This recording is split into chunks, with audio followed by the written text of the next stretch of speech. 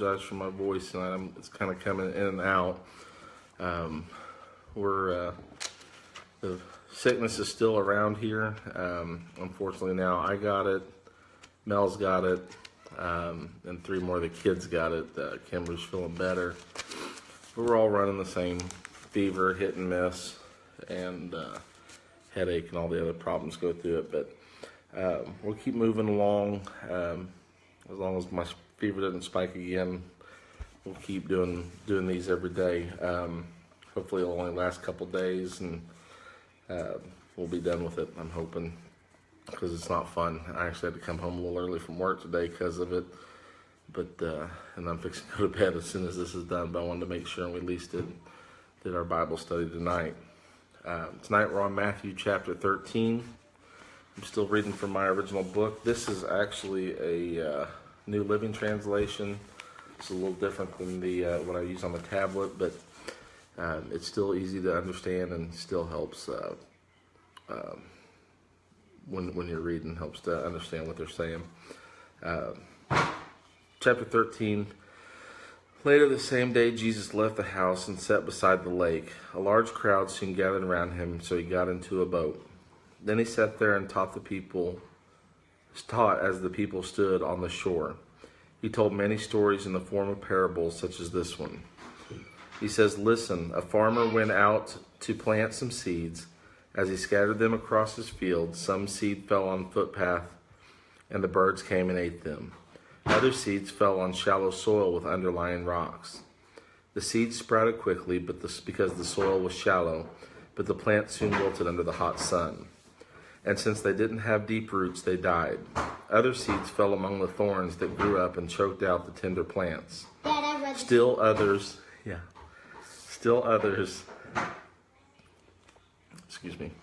but the plant soon wilted under the hot sun, and since they didn't have deep roots, they died.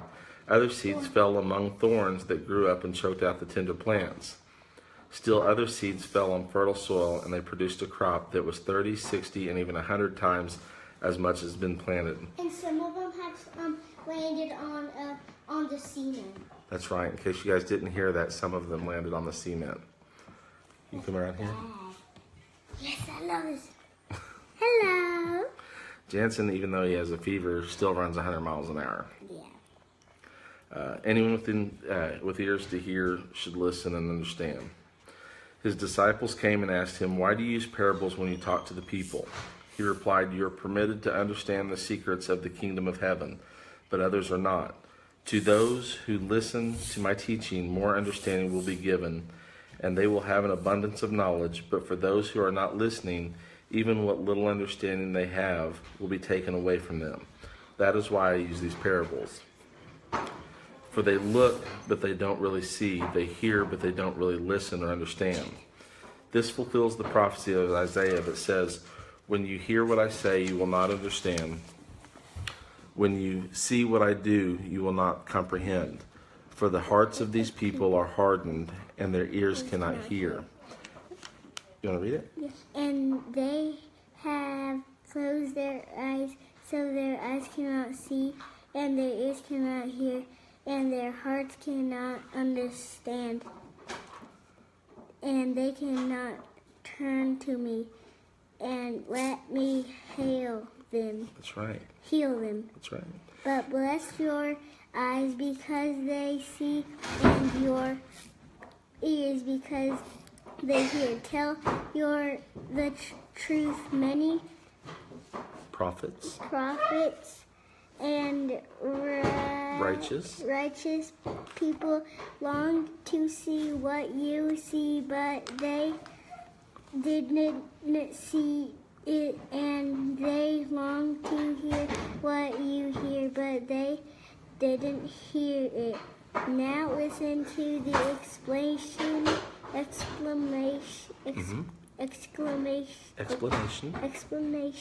of the parable about the farmer planting seeds. The seeds that fell on the footpath represents those who hear the message about the kingdom and don't understand it. Then the evil one comes and snatches away the seed that was planted in their hearts. The seed on the rocky soil represents those who hear the message and immediately receive it with joy, but since they don't have deep roots, they don't last long. They fall. They fall away as soon as they have problems or are persecuted for believing God's word. So what does that mean? This is a hard one. It means that those people, the ones he's talking about in that part, they don't have deep roots in the faith. And when they don't last long. Right, because they don't have deep roots, so once problems come or once they're persecuted, they fall away. In one of the stories, like when Jesus came up, the three men on the boat, they thought he was a ghost, but then after all that stuff, God told what was his name? Peter to come out to him on the water, and then he had faith in him, but then he was too scared, and then he lost his faith, and then he started to sink, but then the two others helped him. No, Jesus helped him up. Yeah. Yeah, that's right. Okay, so the seed that fell among the thorns represents those who hear God's word, but all too quickly the message is crowded out by the worries of this life and the lure of wealth, so no fruit is produced. The seed that fell on good soil represents those who truly hear You're right, understand God's word and produce a harvest. I think I did, Jerry. Of 30, 60, or even 100 times as much as had been planted. That's right. So the parable of the wheat and the weeds. Here's another story Jesus told. The kingdom of heaven is like a farmer who planted a good seed in his field, but that night as the workers slept, his enemy came and planted weeds among the wheat, then slipped away. When the crop began to grow and produce grain, the weeds also grew. The farmer's workers went to him and said, "Sir, the field where you planted that good seed is full of weeds. Where did they come from?" An enemy has done this, the farmer exclaimed. "Should we pull out the weeds?" they asked. "No," he replied. "You'll uproot the wheat if you do. Let both grow together until the harvest. Then I will tell the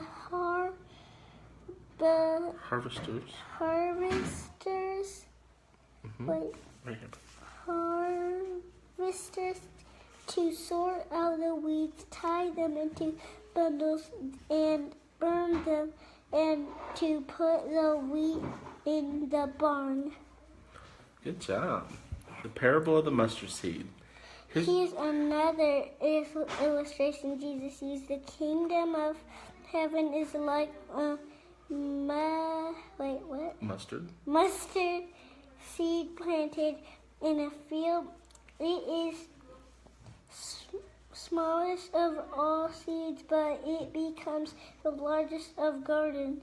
Plants, it grows into a tree, and birds come and make nests in its branches.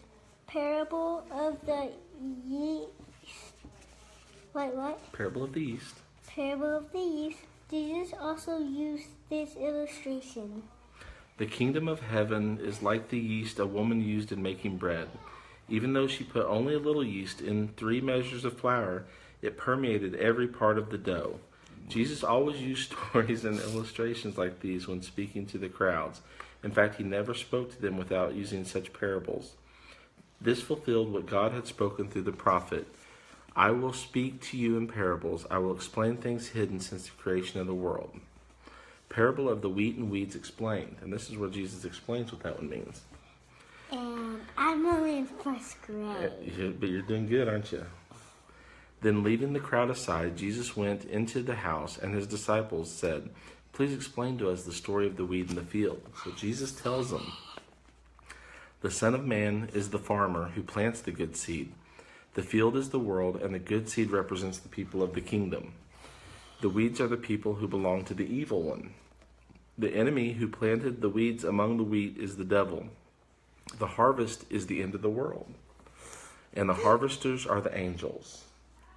Does that make sense? You see how it is now? Just as the weeds are sorted out and burned in the fire, so it will be at the end of the world. The Son of Man will send his angels, and they will remove from his kingdom everything that causes sin and all who do evil. And the angels will throw them into the fiery furnace where there will be weeping and gnashing of teeth. Then the righteous will shine like the sun in their Father's kingdom. Anyone with ears should listen and understand. Parables of the hidden treasure and the Pearl. The kingdom of heaven is like a treasure that a man discovered hidden in a field. In his excitement, he hid it again and sold everything he owned to get enough money to buy the field. Again, the kingdom of heaven is like a merchant on the lookout for choice pearls. When he discovered a pearl of great value, he sold everything he owned and bought it. Parable of the fishing net.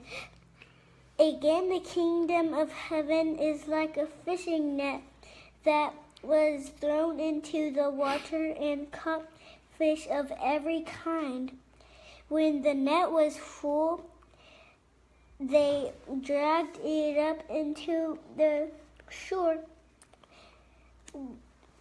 sat down and sorted the good fish into crates, but threw the bad ones away. That is the way it will be at the end of the world. Wait, what is the bad fish?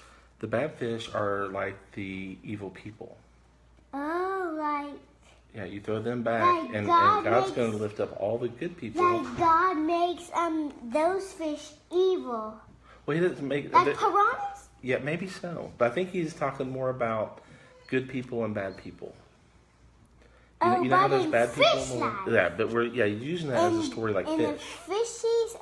The bad fishes are piranhas, and the other fishes you can't eat a are piranha. normal fishes. That's right. The good fish, like catfish. Yeah. Yeah. You can't eat a piranha because they might snap. They might. It says, throwing the wicked into the fiery furnace where they will be weeping and gnashing of teeth. Do you understand all of these things? Yes. Do you understand? Yeah. The disciples said, yes, they said we do. Then he added, every teacher of religious law who becomes a disciple in the kingdom of heaven is like a homeowner who brings from his storeroom new gems of truth as well as old. But which one are you? We're down here to Jesus rejected Wait, Nazareth. where? This is the last paragraph, this part right here. Right here? Yeah. You want to read it? Yeah. Okay. Jesus reject at Nazareth. Ooh, that was good. Yeah, that was good. When Jesus had finished telling the stories and illustrations, he left that part of the country. He returned to Nazareth, his hometown, when he thought there in the synagogue with his Oh, yeah, right there. Everyone. Synagogue with. Nope, everyone. Everyone was amazed. He said, "Where does he get this wisdom and the power to do miracles?" Then he scoffed. Mm-hmm. Then they scoffed. Then they scoffed him, and down here, bud. but He's just an carpenter's son, and we know Mary, his mother, and his brothers James, Joseph, Simon, and Judas. All his. Yeah, right there. All his sisters live right here among us. Where did he learn all these things?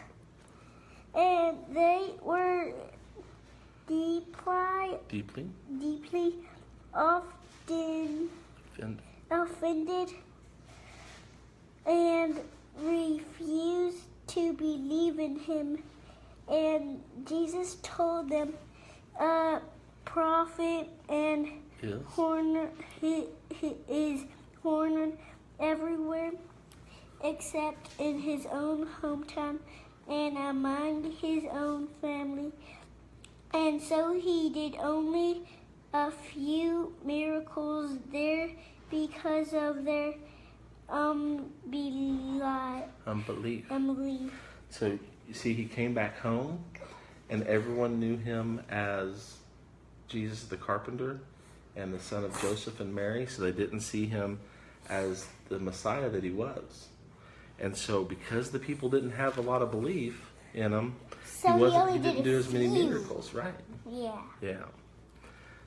You got it? Yeah, that was nice. You made my neck hurt. Well, that may be the fever too. Mm-hmm. So we will do tomorrow 14, okay? On the 14th? Yeah. No, tomorrow's chapter 14. Yay! We tell everybody how. Wait, at night? Well, yeah, depending on how we're feeling. As long as we're feeling okay, we'll do it. Tell everyone hi. Wait, how many? You're on TV. Hello. Are we finished yet? Yeah, we're finished. Okay. No, I'm not done yet. Okay. All right. Thank you, buddy. What is tomorrow? Better go lie down. Tomorrow's Saturday. My neck hurt. We'll talk about it later. Okay. Thanks to everybody for coming in, and Jansen for reading for us tonight. The Lord bless you and keep you. The Lord make his face shine upon you and be gracious to you. The Lord lift up his countenance upon you and give you peace. God bless you all and hope you have a great night. Amen. Say bye. Bye-bye. Bye. And this is my sister. Bye.